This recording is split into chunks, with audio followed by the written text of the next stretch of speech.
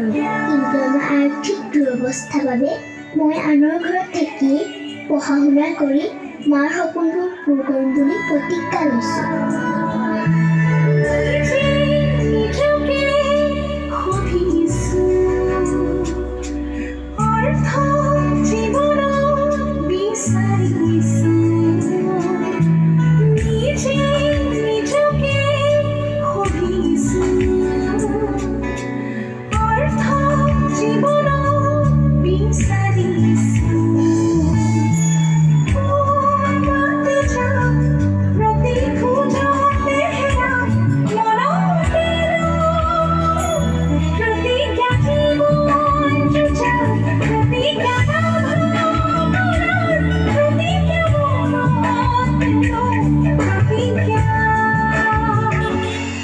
তৰা, সোনকালে বাচনবোৰ আৰু বাথৰুমত থকা কাপোৰখিনি ধুই আন।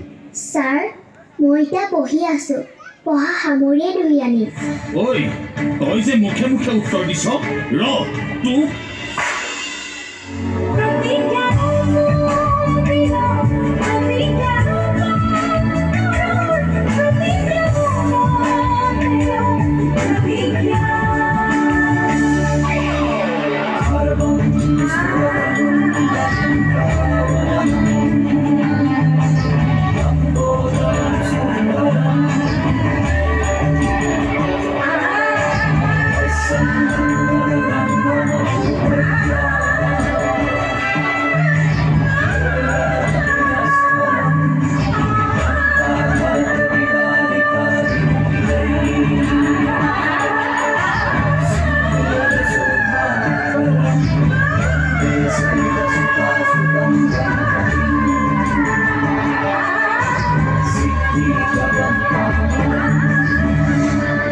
ছাৰ, মোক ভালদৰে পঢ়ুৱাম বুলি আপুনিতো মাক কথা দি আহিছিলে, কিন্তু প্ৰতিদিনে পঢ়াৰ সলনি ঘৰৰ কাম কৰোৱাই মোক অত্যাচাৰ কৰি থাকে।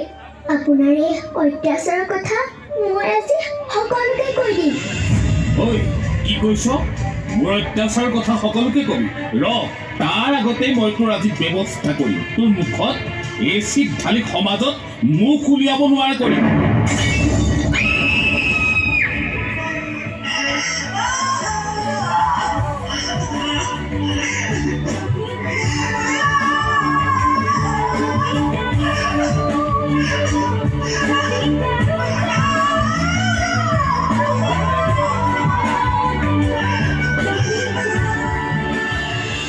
এনেদৰেই শেষ হৈ যায় বহু সপোন আৰু আশা।